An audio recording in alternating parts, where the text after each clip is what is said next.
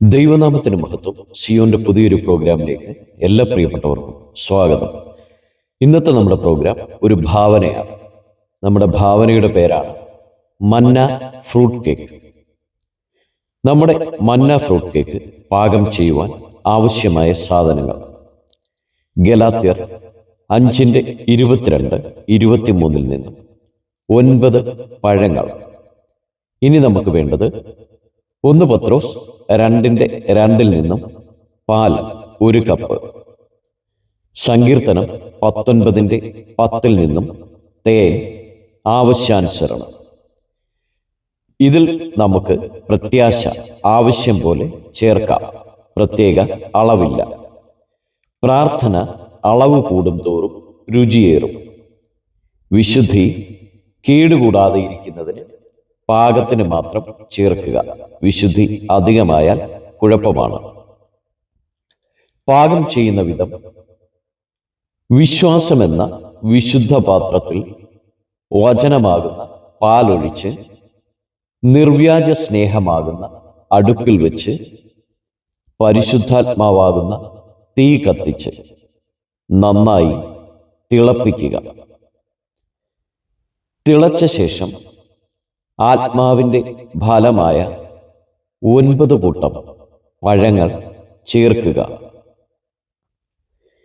നീതിപ്രവൃത്തിയാകുന്ന തവി കൊണ്ട് നന്നായിട്ട് ഇളക്കുക.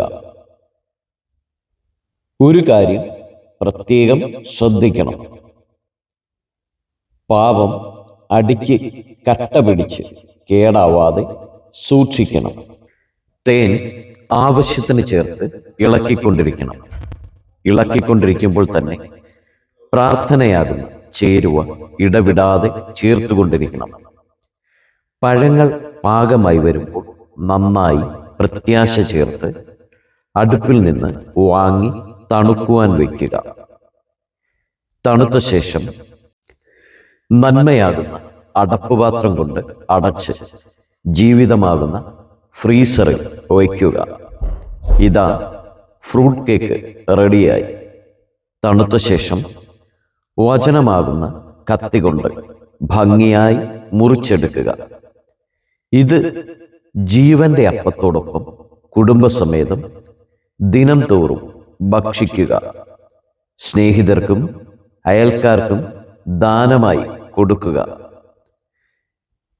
ഇത് അലസത കൂടാതെ കഴിച്ചാൽ ആത്മീകമായി നല്ല ഉന്മേഷവും പ്രസരിപ്പും മുഖകാന്തിയും ലഭിക്കും. പ്രത്യേക ശ്രദ്ധയ്ക്ക്: ഇതിന് ആവശ്യമായ സാധനങ്ങൾ കാൽവറിക്കുന്നിലെ സൂപ്പർ മാർക്കറ്റിൽ നിന്ന് സൗജന്യമായി ലഭിക്കുന്നതാണ്. ഒരു ചെറിയ കുറിപ്പുണ്ട്: ഇതിൽ ജഡത്തിന്റെ പ്രവൃത്തി ഒട്ടും കലരാതെ സൂക്ഷിക്കണം.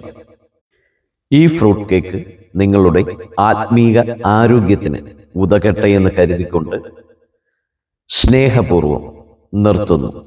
ദൈവം എല്ലാവരെയും അനുഗ്രഹിക്കട്ടെ.